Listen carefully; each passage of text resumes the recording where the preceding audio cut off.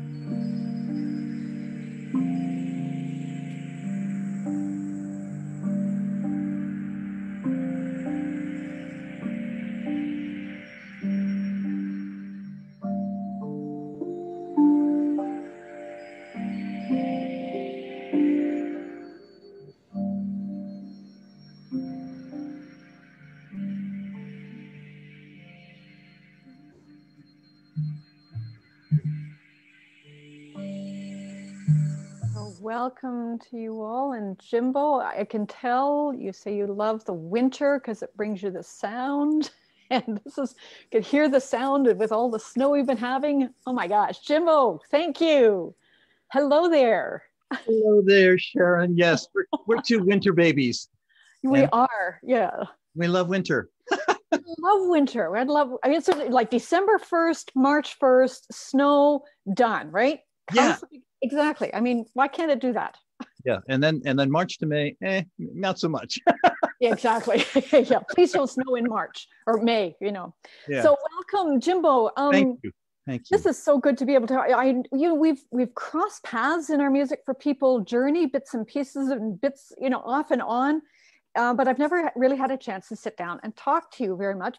I just watched when Jimbo walks into a room, when he walks into a Zoom room, you just get this radical, unique, out of the box, let's just be real generosity. And it's something about Jimbo that I love is his absolute generosity and his deep, deep love of humanity and how he wants to bring people together in community. Oh my goodness. And is that what I do? I thought it was just my ADD. The Energizer Bunny. Yeah, exactly. I mean, we both got that. So as I'm looking at all the instruments, and I know you've got more back in there, could you just give us a little tour of your space? Sure, I'd love to. And you know, I love what you said. And as I'm panning, showing you some Tibetan bowls. Oh God, those are beautiful. Himalayan bowls. I have some drums over in the corner. You saw the gong behind. I love wind chimes. So I have a collection of wind chimes and I bring them in the house and use them. I have two of Arthur Hull's large ngomas and a djembe. And I don't know if I'm going to lose the feed. So I'm going to stand up a minute. Over here, I have koshi chimes, thunder drums, rain sticks, and panning back quickly, last but not least, over here, we've got more bowls over here. Oh, wow. I have wood blocks, I have bongos, I have drums everywhere, I have guitars, ukuleles, I have a looper. This is my world. This is awesome. And now, there is something characteristic, it seems, of all people who come in touch with Music for People and stay at any time is that they may have had instruments or one or two at the outset. And then something happens and there's this explosion of instruments in the house. Was that true for you? Tell me how you got to Music for people has, yeah, it saved my life. And I have to, because I've listened to the other speakers, which are just wonderful. I love the interviews you're doing.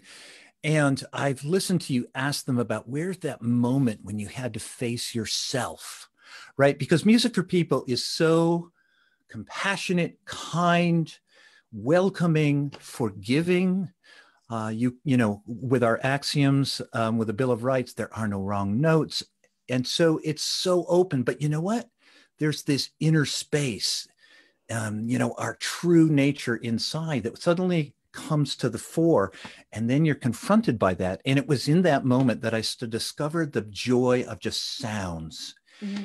And that's what really, that happened about 3 years ago at Stony Point. And it was one of those times when Mary and Irene and David were overwhelmed. A lot of things have been going on. And I said, hey, I'll bring a gong and bowls and I'll bring everything I own. And I did. And you know what? We spent a whole half day with everybody doing a walking room meditation, everybody playing on all these sounds. And so the combination of returning to child and playing like a kid innocently, no wrong, no mistakes, everything's right. And then all these different frequencies, vibrations, and spectrums of sound and color that just made me come alive. And suddenly I felt like myself. So thank you, Music for People. Yeah, I know that feeling. And you and I are both sound therapists. I've got a background in tuning forks and acupuncture meridians and in sound and color healing and therapy. And, there's something about, we both know, and because of our studies and background, but I think we all maybe need to be a little more aware of the actual effect that walking in a room of vibrations, of loving vibrations, and the metal will help clear out the lungs, and the lungs, the strings work on the heart meridian, the drums are just a full body, it works on all these different elements. How can you say more about that? I'm sure that resonates with you in some way, and I'll let you talk about that because I know that's near to you.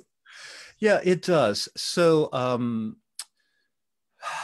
I think of sound. In fact, I'll just jump right in and tell you a little bit about the session. It's called Vibration, Frequency, and Light, Deep Listening to Heal with Sound, which speaks exactly. Say that again. Let's just, and just take a little bit of space just so that people kind of, because I know what you're talking about. I got it. But this is, say that again. Yeah, I'm going to quiet my Energizer Bunny right now. We all have different parts of us. So that's one part of me. Vibration, frequency, and light. Deep listening to heal with sound. So when I think of those three things, I have to ask.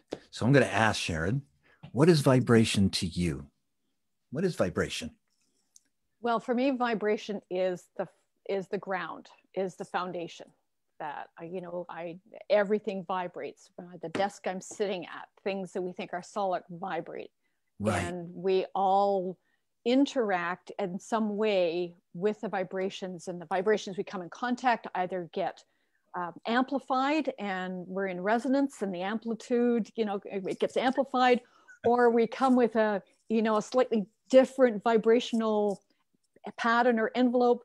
And it can be like two people pushing, and you get a zero-sum wave. So that's probably a little more technical. You're like me. You've added it all in there. And it's like everything. Because everything does vibrate. The trees vibrate. The rocks vibrate. Our hearts vibrate. Our brain vibrates. Our breath vibrates. And so the simple, essential component of vibration is simply the oscillation movement back and forth around what's considered its equilibrium point. So let's say we look at a rock and it looks like it's still and it doesn't make any vibration at all. But that's not true. They may be very small vibrations.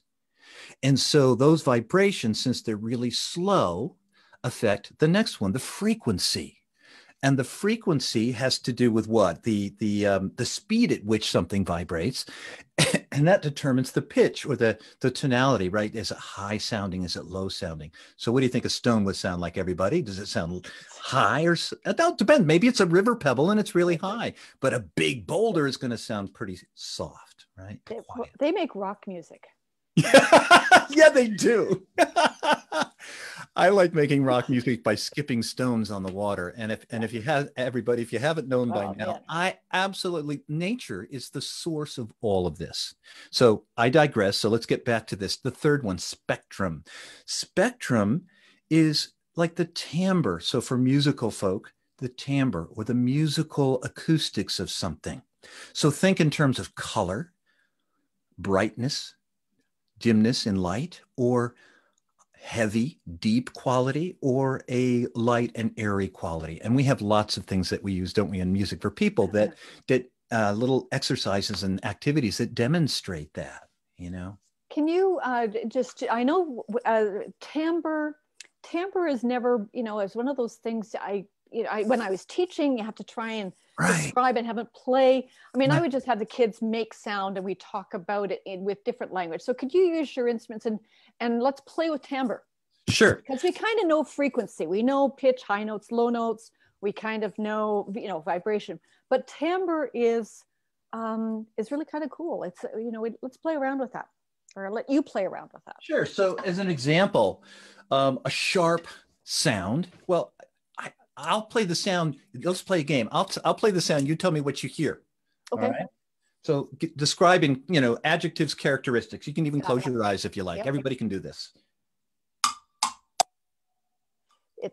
That is the click, like the sound I would make if I were making a clicking sound. It's I hear it right back in the back of my ear. It is short. It is high. It is. I have to use a sound to describe the sound. And that's perfect because, you know, words often get in the way. So sometimes it's just the automated response. And I love that you talked about where you hear it, because that's so important in terms of sound handling, is where do you feel it in your body? Okay, we're going to get to that in just a minute, but I'm going to play the same instrument, but play it a little differently. See if it sounds any different or any different place. That comes down more here. I feel it more here. Go back in. And my mouth wants, if I were to produce, I'm going to make that, you know, change the sound, the shape of my mouth to make the sound. I love that you do this. Yeah. So as for visual learners, it's a drumstick with a little mallet on it. So the first one was using the wood part, right? So again, the different elements that you use, the wood sound and a sharp attack, and then the soft attack of the mallet, right? So you have which is down here, and then you have that. But let's move on and do a couple more if we can. Sure. We got to do this one. I just love this one. So close your eyes. You're going to guess. Here we go. That's a bunt pan. That is our,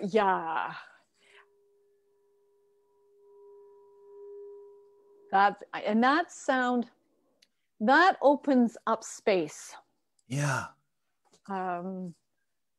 That opens up space. I can imagine if I were to, you know, the picture that would come would be inside a cathedral, because you can just hear the vibrations, the resonance, the ricocheting of the sound, and the frequencies bouncing around. Yeah, and those frequencies are higher, so it does open up this energy center, right? So we would, like between the throat, if you know it as a chakra, but the energy centers from the throat to what we call the third eye, and it just opens up the nasal cavities. Another bunt pan. Yeah, right throat, you know? Yep. You know, and so I want everyone to know that, you know, it's as simple as going into your kitchen and looking for things. So a bunt pan works great. Your voice, your hand tapping on your chest, right? When you tap on, we all have rhythm. We were born with this. So if you tap on your chest, but then go to your shoulder, tap in different places, and then listen in, and where else do you hear it or feel it besides just where you're tapping, and what does it sound like? Give you one other example, and I love, absolutely love these. These are Himalayan bowls. Those are coming across really nicely. Beautiful. Yeah. Yeah.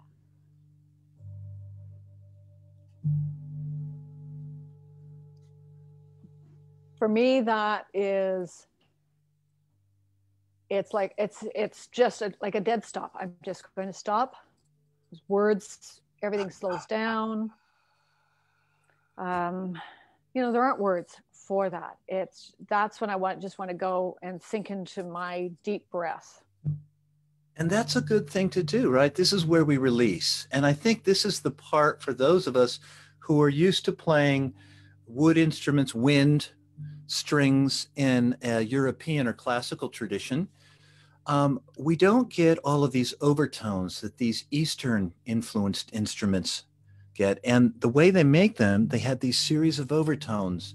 I think about the gamelan orchestra folks. They said, yeah, we love the classical European tradition of music, but you lose what we call the shimmer. It's all that extra vibration. You know, we were testing out my gong before. I'll give you one strike, but it's not going to sound the way it should. But when you strike a gong, something it worked.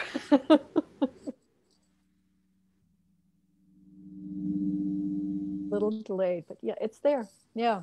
Can you hear any of the extra sounds? And that's what you get, and it radiates in different parts of the body. So this is what we're talking about. And so when I walk into a room at Music for People, when you combine all these elements of all these different instruments playing together, listening to one another, and starting with that one quality sound, which is the best thing in the world. What is that for you? That's actually the first time in these talks that we've come with that, and that is really so foundational for you, Jimbo. What is that one quality sound? For me, it starts with listening deep within, and I think it's the source of all music, is to listen within. I think we're so preconditioned. We have ego thoughts, and we think somebody says, okay, we're going to make a sound. Here we go. And you're like, oh my God, what am I going to play? But for me, it's like going within, going inside into source. What am I feeling, and where am I feeling it? And there's a connection. So all I have to do is gently breathe in and know that it's just going to come out just right.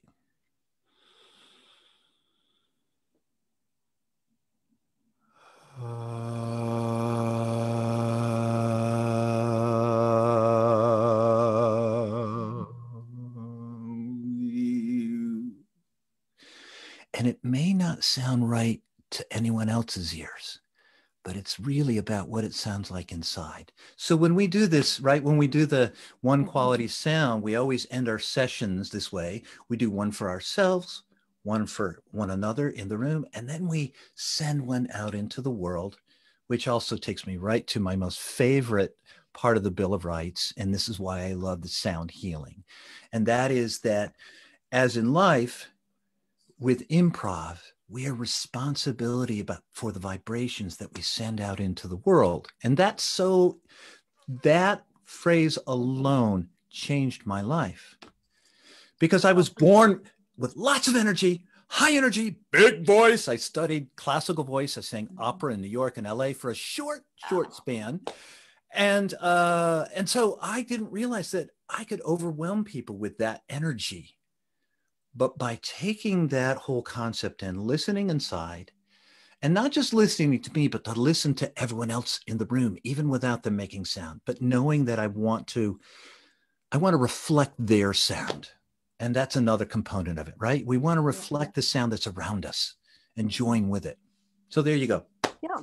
And I keep thinking when we do this, the one quality sound. I was a conductor and played in community bands and directed community bands and choir and sang and watched. And any of us who have been in an orchestra, we get this. What I had to teach You know, these were basically adults who were beginners and adult singers who really hadn't sung much.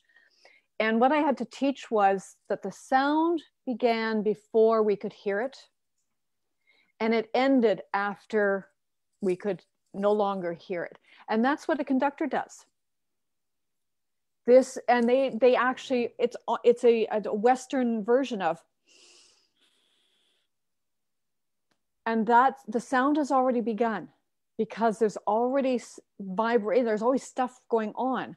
And that first sound that comes out from the choir is brought in from before. And at the end of a piece, we conduct off, we finish, and there's a signal to the audience. The audience will stay in that space. It's like until the conductor puts her arms down. Yes. And I know that, you know, and then in Western, we use this percussion sound to break the bubble. Woohoo! You know, that's fine. Yeah. But I know that I would just, you know, hold that so that the sound, and I had to train everybody, hold the instruments, hold the space for everyone to kind of catch up, you know, and let the sound finish. So we do have that in a way, just not as in personal expression, right? That's a wonderful depiction of what really takes place. And what happens in that, like you just said, the audience, quote unquote, because I wish we could lose that term audience, right? In fact, that's what we do. We're trying to get away from this idea of performance. You know, there are the performers and there's the listeners, the audience, but it's participatory. And really that's what takes place, whether it's a marching band, whether it's a rock band, those rocks that are up on stage, or whether it's you know, an orchestra or a choir. And the audience is playing as well, and they're breathing with everything that's going on. And so, like you say, the conductor and the players have to hold that to allow the audience to, and first they start like this because there's so much, it's all built up inside, we got to release. Yeah. And then we can all take that collective and just let go. Yeah. That's beautiful. It's kind of a cool way to look at it. Tell me how working with me, and I know you are now in the program. You've been kind of skirting around it for a while. Are you officially in the leadership program? Yeah, I finally decided to put the harness on, okay. Which is much easier, right? Much easier than it used to be. And the reason is simply that I was introduced to the program in 2010 by Jan McGray, who's a graduate. Yep. And she came to some of my drum circles at that time. And she just saw how, thank you very much for what you said, I kind of did some of these things. I really connected with people. I really brought them out, and we just played, and she loved that. And it was all improv, but I didn't have a name for it. And she said, you know, you need to go to this Music for People thing. You're going to find your tribe. So I showed up in 2011 at AOI. Yep. So Alina, Kofi, you were there. You know, so many, Allison started, you know, so many people started at that time. But because I was coming up from St. Pete, Florida, and at that time you had to come 4 times a year, and you talked about driving 10 hours. For me, I had to book airfare and the extra time, and it was just too costly. So I gave it up until 2015 when I moved back here. And I kind of got back involved. And so now it's changed. It's online. It's very accessible. You don't have to go anywhere. It used to be that you had to commit to the 4 years. Now you can just commit to, like, you know what, I'm going to try this module or this year. And I think I can do that. But something else came up and they said, no problem. But I am almost done. I have to finish 2 more modules and I will be a graduate officially. Awesome. There you go. Awesome. About time. Tell me how it's like you were the lone wolf, and you kind of, you know, got drawn into the, you know, you went from me to we. You know, that's why Ted Zook is a kindred soul of mine. Spirit, right? Yeah. He's never taken the program, but he's been to so many. Everybody, like, he's family for sure. Yeah, exactly. Yeah, he's an honorary grad. Harold McKinney is as well. Yeah, a couple people, and Ange. Yeah. Yep, he's an honorary grad. So tell me how. So I'm guessing then that the blend between what you've been doing. You're a drum circle facilitator. Yeah. You are sound. What have you how has Music for People, whatever workshops you've been, the modules, how has it been integrated or adapted? What's shifted for you just in your work or in your life over the past few years, now that you're kind of in the program? Well, yes. Very different this year. Everybody's talked about it, right? That we're home. We're not. I haven't done a drum circle since last March, right? The week that they everything shut down. Yeah. I did 300 people 2 days in a row at a big music festival, and that was it. Yeah. But even then, and up to that point for the last couple of years, what I've learned is how to bring in more instrumentation, to bring in more voice, more singing, to allow for more organic play. I am also a member of Drum Circle Facilitators Guild. I studied with Arthur Hall, Christine Stevens, done their master classes, a lot of different things. And it's wonderful, but it is more the conducting and directing. Yes. And so Music for People is one of the greatest things about it is that, you know, when something happens that everybody could take that collective gasp in the room, it actually turns out to be just a new direction that everybody goes. And so I've learned to relax and breathe more so that whatever's taking place, wherever it comes from, I listen and we go there. So for instance, and I love that children do this, the young ones, they don't know the conducting stuff. They don't know the cutoff. So everybody cuts off, except maybe one 5-year-old girl who's just singing out at the top of her lungs. And some people are like, oh my goodness. And I'm like, oh, yes, more. Yeah, let's go. Yeah, sing more. And then I'll say, okay, everybody listen. And then I can say, come in with that. Let's join that. So that's probably one of the biggest things. And then again, it's that whole spectrum of sounds and colors and what am I trying to think of? The ooh and the ah, or the yay energy and the ooh energy. Like it gave me simple terms to share with people, simple concepts. For those of you not familiar, ooh, little small sound and yay! I love making noise, So there's a big contrast, but there are simple things that we can do, and that really helped too. David used to talk about getting us to ooh by talking about being in love. And ooh is the sound of love and being deeply in love. And David was in love with everybody. And yay, because sometimes we have a hard time getting to yay sometimes, because ooh for everybody seems to be the comfort place. Yay sometimes is harder. And he said, your house is on fire. It's that, and you have, and it's an exercise to really get to that yay. So, it's a good thing that I never had problems with yay energy, because I'm one of those people that in a crisis, I get really ooh. Yeah, I'm the same. One of those unusual types. We're the kind of you want to have us around in a crisis, because we're just going to just get that done. Jimbo, is there anything else you want to say before to people who might be considering? We just have, I think, just a few spots left. If you're listening to this in February 2021, February 20th is our Midwinter Music Fest online, and it is open to everyone. We have a bit of a focus on rhythm and groove and finding that piece, and also on really helping educators, administrators, expressive arts therapists, those who are in classrooms, those who are working with groups, take some stuff with them and start experimenting with it in their classrooms and online. So if you're watching in February 2021, we're really running up to this. There are a few spots left. Okay. You can register at musicforpeople.org. And to end, Jimbo, I'll leave it to you. How would you like to wrap this up? Well, that's interesting, because I think I'm wrapping up the Music Fest with what they asked me to do is provide a sound bath. So what I'll do is this. Since most of it is about deep listening, very little interactive play, very little conversation, hopefully. Let's just do it this way, the way that I think maybe we'll do it. So I'm going to invite us. I'm going to start playing a little sound in the background. Now, just to say also, let's play the, in, out in about a minute or two. Let's see if we can keep that. Good. It's a Music for People game. So get in, Okay. say what you're going to say, and get out.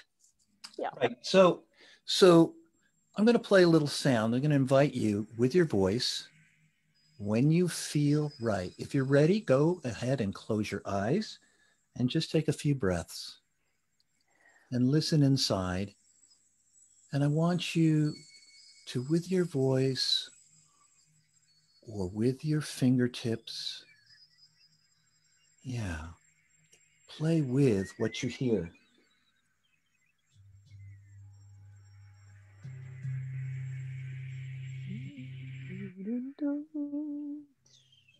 Allow yourself to move with the sound, or where does that sound want you to move?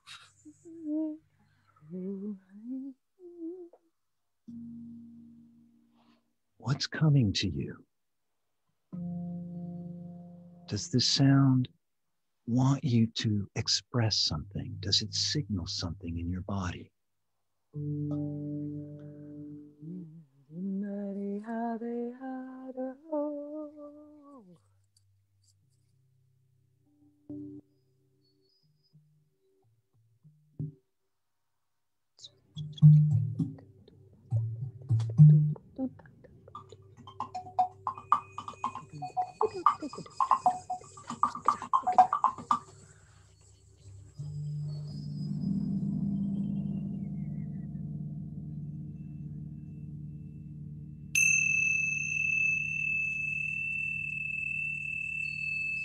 It's that simple. You just go inside, wherever you feel it, wherever you hear it. Your body is your instrument, and you're playing. You're not playing because you're not creating the music. You're playing to the other music, the other people in the space. So you're connecting with everyone, and you can do that anywhere. And you don't need all these instruments. You can do it with a bunt pen. You can do it on your chest. You can do it on your lap, on your desktop, your toothbrush, your pots and pans, anywhere. The walls, the door. Walk out in the woods, listen to the wind, and let that wind be the inspiration for you to express, because that's what we're all supposed to do anyway, right? We're supposed to express every day. So just let yourself take it in and then have fun with it. That's it. Thank you. What a beautiful way to end the afternoon. And so good to connect with you and chat. Wonderful to actually conversate with you. We don't have a conversation. Have an actual conversation and find out that we have so much in common. Of course we do. Because we knew we liked each other. Yeah. Just haven't formalized it. Thank you again. Thank you very much, Jimbo. Thank you. Musicforpeople.org, February 20th, our Midwinter MusicFest. You can find Jimbo Talbot at jimbotalbot.com, which I kind of forget to tell people at the end of our talks, but drumquest.com. And drumquest.com. Yes, you're the founder of that. Thank you. Just if you forget that, Google Jimbo Talbot and we'll get there. It'll get you there. All right, my friend. Don't wait to sign up. Get on board. Love to have you. Thank you very much. Have a great day, everyone. Bye-bye. Bye-bye.